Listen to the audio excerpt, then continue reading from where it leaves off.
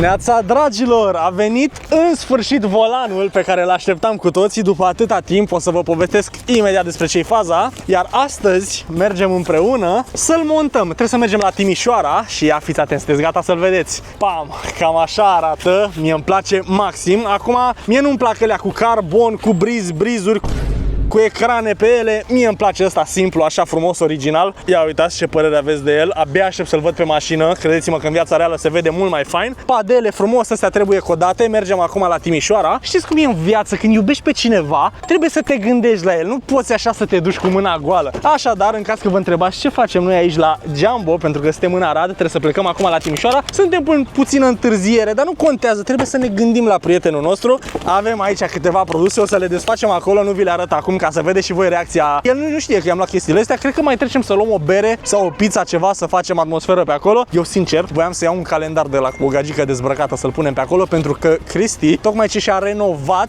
tot studioul, garajul unde face ambientalele și stelele și tot, și trebuie să avem și noi ceva chestii pentru redecorare, cadou de garaj nou, de casă nouă, știți cum e. Hai să băgăm astea în portbagaj, mergem să spălăm mașina că e murdară și de data asta repar greșeala pe care am făcut-o de data trecută. Așa că hai să băgăm volanul, să spălăm mașina și să-i dăm pedală către Timișoara. Acum, 100% o să fie persoane care o să mă întrebe de unde am luat volanul. Ei bine, numărul băiatului de telefon îl aveți în descriere. Eu i-am zis că o să-l sune lumea și o să-l nebunească la cap. A zis că e ok să-i pun numărul, nu-l sunați dacă vreți să faceți mișto sau să vă bate joc. Dacă chiar vă interesează volane de calitate și, mai important, volane cu airbag original, cel mai bine contactați-l. Știți că luați ceva calitativ și sigur. Acum, eu pe mâna lui am mers, arată foarte tare. Îi mulțumesc foarte mult că ne-a ajutat să facem acest proiect frumos și ia uitați. Deci abia aștept să-l punem pe mașină. Deci aveți numărul în descriere. Hai că suntem în puțină întârziere, dar trebuie neapărat să o spălăm, pentru că pe lângă praful ăsta, fiți atenți ce surpriză mi-au făcut porumbei, frate. Deci eu așa ceva n-am mai pomenit și abia ce am spălat-o.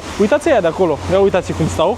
Ăia sunt responsabili pentru toată povestea de aici și nu pot să mă duc așa cu mașina la garajul omului, mai ales că l-a și renovat. Acum știu că Cristi are nervi, că mă așteaptă și mai durează și drumul, dar încerc să mă grăbesc pe cât se poate, da? Hai să spălăm mașina și să le luăm treptat.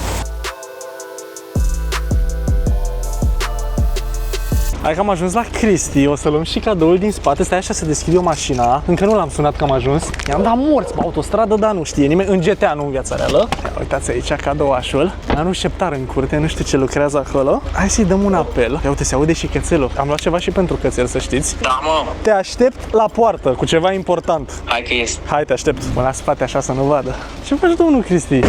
Bine te-am regăsit. Am ceva pentru tine. Ia. Pentru că ai renovat garajul. Așa. Nu putem să venim cu mâna goală. Trebuie să avem și noi, știi cum se duce la cadou de casă nouă, știi? Așa. Avem și noi aici o mică atenție. Happy birthday. Nu știu când e ziua ta, dar trebuie să inaugurăm. Pe bune? Da. Doamne ajută. Bine, hai să facem un om. Stai că mai mult cu unul. Și ce fac? Aștept? 2 minute. Nu contează, nu contează, nu-i problemă. E ocupat, Cristi. Ia vedeți, băi, mai țineți minte locația asta. Aici a fost mașina data trecută, când i-am pus plafonul înstelat. Avem modificări, pereții sunt negri, deci pereții ai modificat, nu? Ăștia ai vopsit și tavanul. Și ia uitați, acolo e plafonul ăla de data trecută, dar nu e alimentat. O să vină și el a pus pe ușă, dar mă rog, pe asta vedeți voi cu timpul după ce băgăm mașina aici. Vine foarte interesant acum să vedem ce am luat lui domnul Cristi. Ce credeai, că vin cu mâna goală? Da. Da? Ia să vedem ce avem aici. Deschide-l. Ăsta da. Ăsta Am văzut da. deja la aia acolo. Las că-l punem peste. Că de-aia ne-am și uitat. Ăla cu ieșire. Trebuie să pui și tu cu exit în engleză, că dacă îți vin străini. Corect, frate. Și ăsta e și fosforescent ăla, nu știu dacă e. Nu știu dacă e. Asta, frate, trebuie să decorăm și noi cumva pe aici. Joci darts cu clienții. Asta nu e pentru tine. Da, știu. Asta e pentru Deci cățel. altceva. Da. Bă, știi ce am vrut să iau și n-am găsit? Zi. Voiam să fac atmosfera aici, voiam să-ți iau un calendar cu gagici dezbrăcate pe el. Că așa au tot, păi așa au serviciurile, mă. Păi așa au. Ce crezi că să stea? Explicăm cum le folosesc. Pentru ce? Păi nu umbli, mă, tu cu mâna pe la mașină, pe acolo, trebuie să ai și tu lumină. Astea le pui pe degete și îți fac lumină. Nu cred, frate. Echipament. Ia desfăl. Echipament. Că vreau să încerc. Mamă, nici eu nu știu cum funcționează asta. Păi, frate, nu, ia ta, păi vine vara, trebuie să bei apă, să te hidratezi. Ți-am luat un termos. Corect. Băgăm bere. Ăsta să băgăm bere. Cu Spider-Man. Să rămână. E gol. Gata, mă. Și plasa poate să-ți rămână și aici. Păi cum, venim noi cu mâna goală la tine? Eu n-am pretenții. Eu de ăsta sunt curios. Păi nu știu nici eu cum funcționează ăstea. Ăsta cred că îl bagi aici înăuntru. Dar nu știu cum le pornesc. Bă, ideea e mișto. Dacă și merg, Păi ar trebui să meargă, ce regulă, am luat stricate.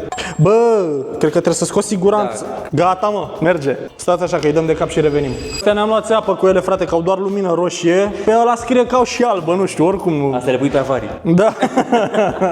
Iei LED-ul de pe ele. Ia, uitați-vă ce avem aici. Darțul pe ei, da? Să vedem dacă și merge. Mai găsisem unul, de ăla era plictisitor, era gen cu bile de alea de aruncai și se lipeau, da? Da, eu zic că e mai interesant ăsta. Ia vezi, mă. A, stai, mă. Nu și protecții. Da, mă, stau. Deci șmecheria arată cam așa. Ăsta e volanul vechi, care mie personal nu-mi place deloc. Uitați-vă cât de nașpa s-a făcut materialul pe el. Nu vreau să se mai repete asta, așa că, ca să nu se mai repete asta, vom lua măsuri. Oricum o să am grijă mai mult de volan. Cred că îl facem afară, că e un pic mai răcoare. Și hai să vedem cum ne apucăm de treabă.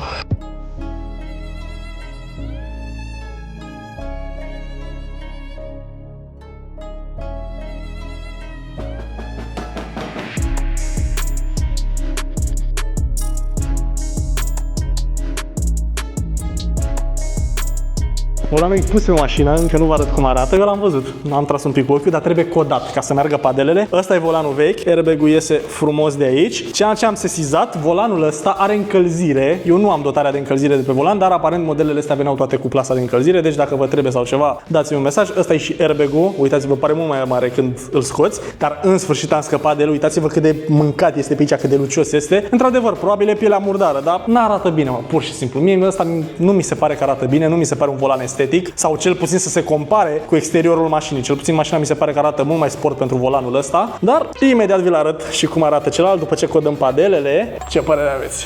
Am schimbat și plăcuța, ia fiți atenți aici, plăcuțe cu KRX Detailing. Da, uitați, mai sunt și câteva negre acolo, deci arată mișto rău de tot. Uitați-vă cu lumina asta și cu DLR-urile, mamă, deci îmi place maxim cum se vede cadrul ăsta. Ia uitați și volanul vechi aici. Treabă, domnule.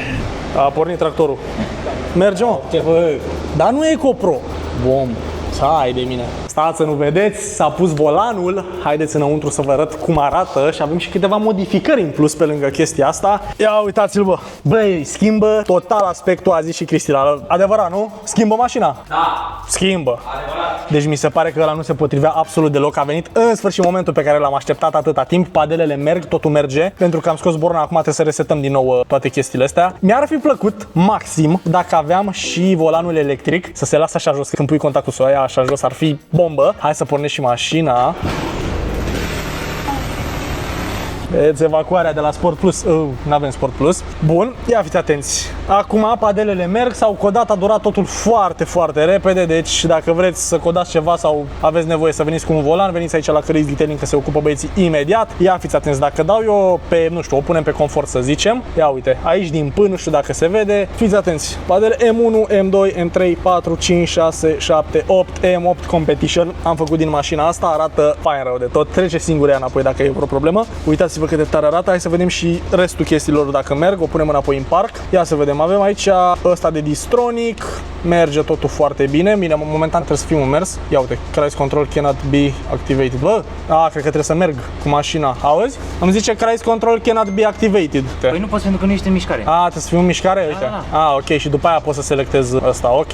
Și mai avem butonul de limită. Ia uitați, merge totul bine. Așa cum a zis și Cristi, nu suntem în mișcare. Trebuie să revenim după. În rest, totul merge bine și am mai adăugat ceva nou. Și acum nu știu ce reacție o să am din spatele camerei, dar dacă mai apăs o dată pe butonul de sport, avem aici sport, normal, nu s-a întâmplat nimic. Dacă mai apăs o dată, a trecut mașina în Sport Plus, ceea ce prietena mea nu prea voia, dar este ok, avem acordul ei, corect?